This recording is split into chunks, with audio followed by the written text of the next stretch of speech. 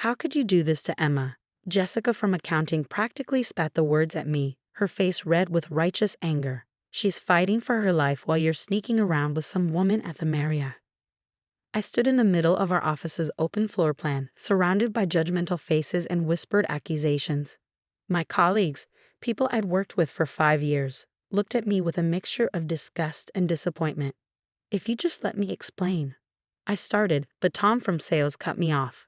We have pictures, Mike. Every Friday night for the past 2 months, you're not even trying to hide it. My name is Michael Chen, and at 35, I was watching my professional reputation crumble because of assumptions and half-truths. But I couldn't tell them the real reason I'd been meeting Sarah Matthews at that hotel. Not yet. I'm reporting this to HR, Jessica announced, her voice carrying across the office. Emma deserves to know what kind of man she married. I thought about Emma, my wife of 8 years, fighting stage 3 breast cancer in our bedroom at home. She knew exactly where I was every Friday night. In fact, she was the one who had hired Sarah Matthews, PI, to help us uncover what was really happening at Jensen Financial Group. The irony of being accused of infidelity while actually gathering evidence of corporate fraud wasn't lost on me. But for now, I had to play my part. Let them think I was the villain. Everything would come to light soon enough. Do what you need to do, I said quietly, turning back to my desk. Let them report me to HR. That was part of the plan anyway. As I sat down, my phone buzzed with a text from Sarah. We've got everything. Meeting with the FBI tomorrow at 9. Hold on just a little longer. I closed my eyes, remembering how this all started 3 months ago. Emma had been the one to notice the discrepancies first. Even through her chemotherapy fog, her accountant's mind had picked up on patterns in the quarterly reports that didn't add up. Mike, she'd said one evening, her voice weak but her eyes sharp as ever. Something's wrong with these numbers. The trading volumes don't match the reported profits. Someone's cooking the books. I dismissed it initially, too focused on her treatment and recovery to think about work irregularities. But Emma was persistent. She'd spent her career as a forensic accountant before the cancer forced her to step back. She knew fraud when she saw it. The more we looked, the more obvious it became. Jensen Financial wasn't just fudging a few numbers. They were running a massive Ponzi scheme, using new investor money to pay off older investors while pocketing millions. That's when Emma suggested hiring Sarah Matthews. We need proof, she'd said. Real evidence. And you need protection when this all comes out. So began my Friday night meetings with Sarah at the Marriott. We go over documents I carefully gathered, build our case piece by piece. The hotel was chosen specifically because we knew certain colleagues liked to grab drinks at the bar there. We wanted to be seen, but not too obviously, just enough to start rumors. A tap on my shoulder jolted me back to the present. It was Mark, my immediate supervisor, looking grave. HR wants to see you, he said, not quite meeting my highs. Now. I nodded, gathering my things. As I walked to the elevator, I could feel everyone watching, probably assuming I was about to be fired in disgrace. They weren't entirely wrong about the fired part, but disgrace? That wasn't in the cards. Patricia from HR was waiting in her office, looking uncomfortable. Michael, we've received some concerning reports about your personal conduct. I sat down, maintaining my calm exterior. I understand. These allegations, if true, reflect poorly on the company's values. Jensen Financial Group has a reputation to maintain. I almost laughed at that.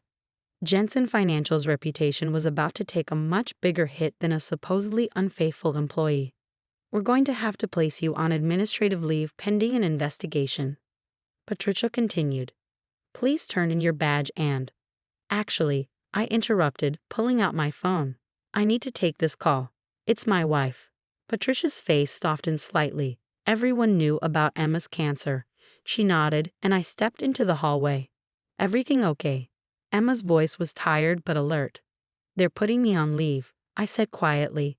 Jessica and the others reported me for the hotel meetings. Emma managed a weak laugh. Perfect timing. Sarah just confirmed the FBI meeting. Did they ask for your badge yet? About to. Don't worry, I made copies of everything last week. My brilliant husband, she whispered. Go let them fire you with dignity. I'll see you at home. I returned to Patricia's office, where she awkwardly finished the suspension process. I handed over my badge, cleared out my desk, and walked out of Jensen Financial Group for what I knew would be the last time as an employee. The next morning, I met Sarah at a different hotel, this time for our scheduled meeting with FBI agents Morrison and Chen, no relation. "Your colleagues did you a favor," Sarah said as we waited. "Being suspended means they can't accuse you of actively stealing documents anymore. Everything you gathered was why you were a legitimate employee." I nodded, thinking about the extensive evidence we compiled. Emma had been right. The fraud went deep. Senior management had been running this scheme for years, using increasingly complex methods to hide their tracks. The FBI agents arrived precisely on time. Agent Morrison, a sharp-eyed woman in her 40s, got straight to the point. "Mr. Chen, we've reviewed the evidence you and Ms. Matthews have gathered. Combined with Mrs. Chen's financial analysis, it paints a compelling picture of long-term securities fraud. We're particularly interested in these transaction records," Agent Chen added, spreading out copies of documents I secretly gathered. "Can you walk us through how you obtained these?" For the next 2 hours, I detailed everything I discovered over the past months, the patterns Emma had first noticed, the discrepancies in trading records, the mysterious offshore accounts, the way investor funds were being misappropriated. "What made you decide to gather evidence instead of reporting it immediately?" Agent Morrison asked. "My wife," I said simply. "Emma knew we needed irrefutable proof. She spent her career investigating financial fraud. She knew how easily these things can be covered up without solid documentation." The agents exchanged glances. Mrs. Chen's analysis was instrumental in helping us understand the scope of this fraud, Agent Morrison admitted. "Her expertise is evident in the way the evidence was compiled." "That's my Emma," I said proudly. "Even fighting cancer, her mind is sharp as ever." As we wrapped up the meeting, Agent Chen handed me his card. "We'll need you to be available for further questions. Things are going to move quickly once we move on Jensen Financial." I drove home feeling lighter than I had in months. The weight of carrying this secret, of letting my colleagues think the worst of me, was finally lifting. Emma was asleep when I got home, her face peaceful for once. The latest round of chemo had been brutal, but her doctors were optimistic. I sat beside her bed, taking her hand gently. Her eyes fluttered open. "How did it go?" "Perfectly. The FBI is moving forward. You were right about everything." She smiled weakly. "Of course I was. That's why you married me, for my brilliant mind." Among other things, I said, kissing her forehead. "Did Jessica really lead the charge to HR?" she asked, amusement flickering in her eyes. "Oh yes, she was very concerned about your honor." Emma laughed softly. "I can't wait to see her face when this all comes out." I squeezed her hand gently. "Rest now. The hard part is over." But as I watched her drift back to sleep, I knew that wasn't entirely true. The hard part, the arrests, the media circus, the inevitable questions from colleagues, was yet to come. But for now, we had done our part. The truth would take care of the rest. My phone buzzed with another text from Sarah. "FBI moving in tomorrow morning. Be ready for the storm." I looked at Emma, peaceful in her sleep, and thought about how she'd recognize the fraud even through her cancer fog. How she'd insisted we do something about it. How she orchestrated this entire plan while fighting for her life. Tomorrow would bring chaos, but we were ready. Let them think what they wanted about my Friday night hotel meetings. The truth would be far more interesting than their assumptions. The FBI raid on Jensen Financial Group started precisely at 9:07 a.m. the next morning. I watched it unfold on the local news, sitting beside Emma's bed as agents led senior executives out in handcuffs. The cameras caught everything: the shocked faces, the boxes of evidence, the crowds of employees being escorted from the building. "There's Jessica," Emma pointed out, a slight smirk playing on her lips. The camera had panned to show my former colleagues huddled outside, watching their workplace become a crime scene.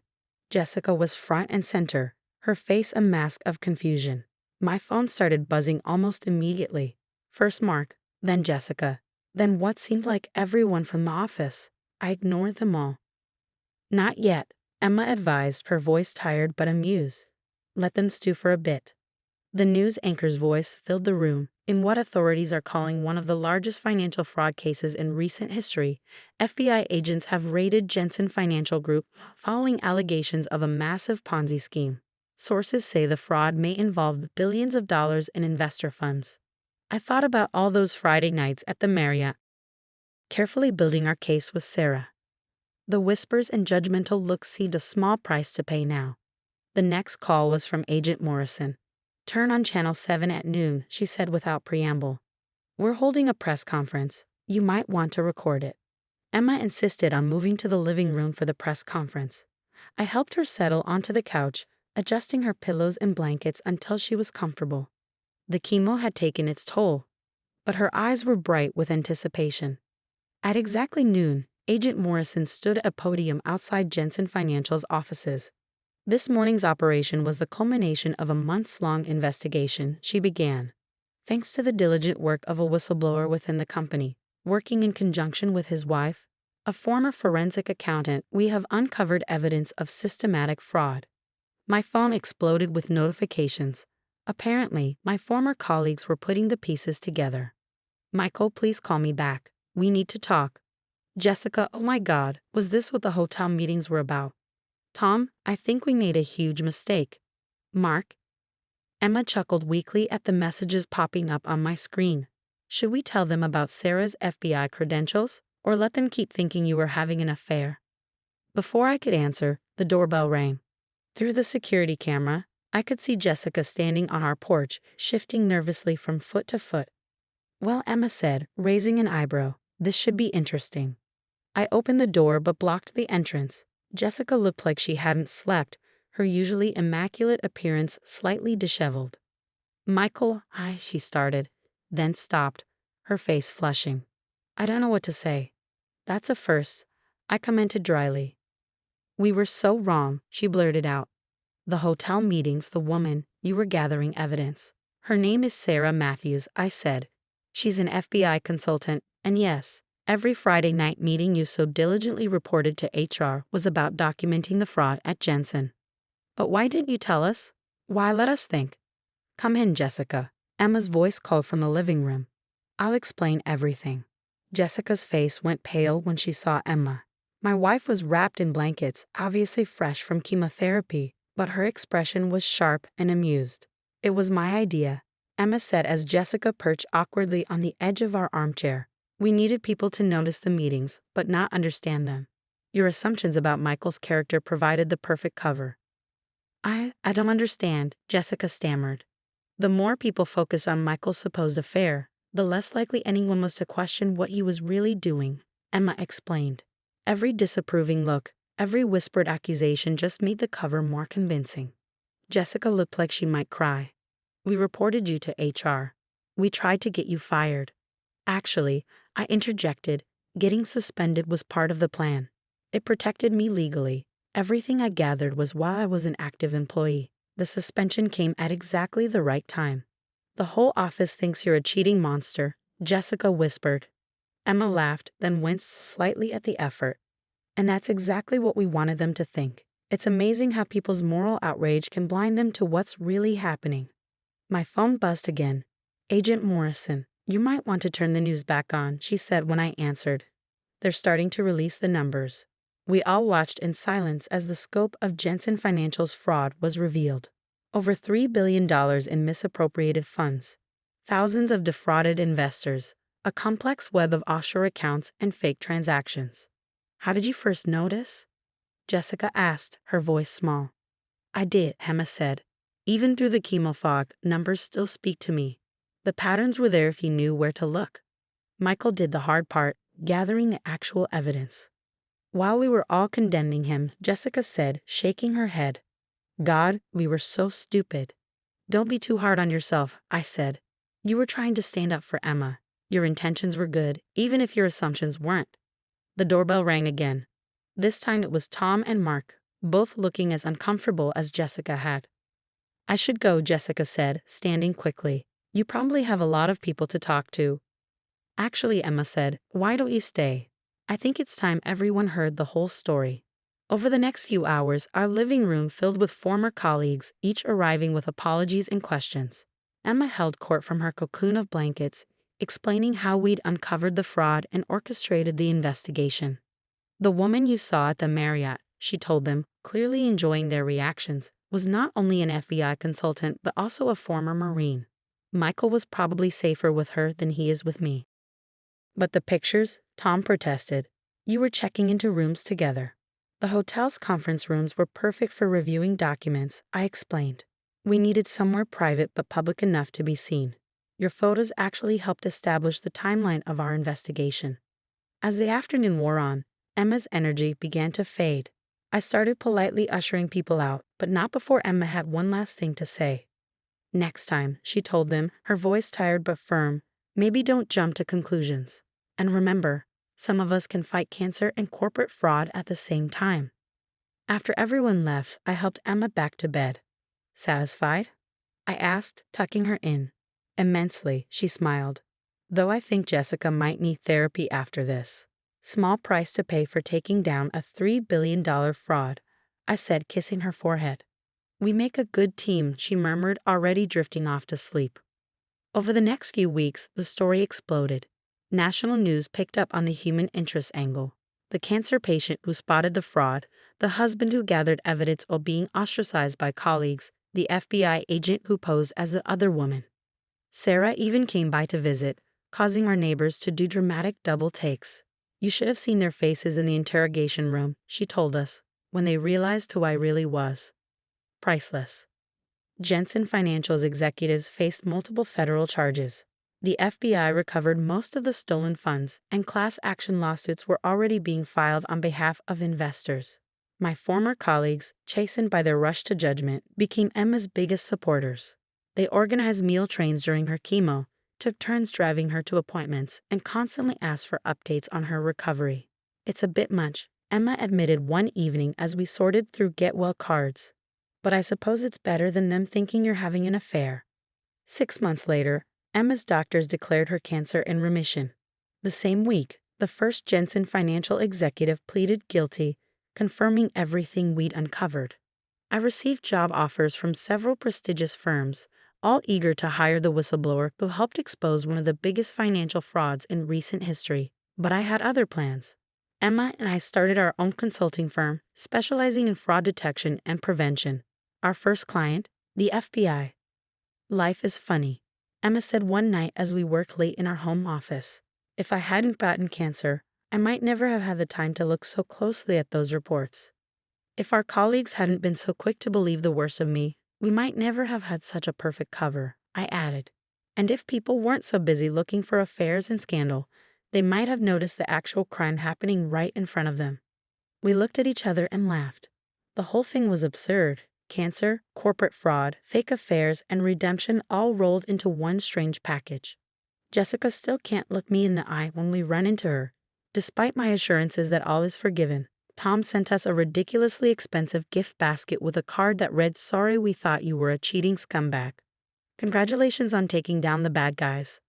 Sarah still meets us at the Marriott occasionally, though now it's just for drinks and catching up. Sometimes we spot people doing double takes, probably wondering if they're witnessing another scandal in the making. Let them wonder, Emma always says with a wink. People see what they want to see. And she's right. Sometimes the best way to hide the truth is to let people believe the lie they created for themselves. We learned that lesson well.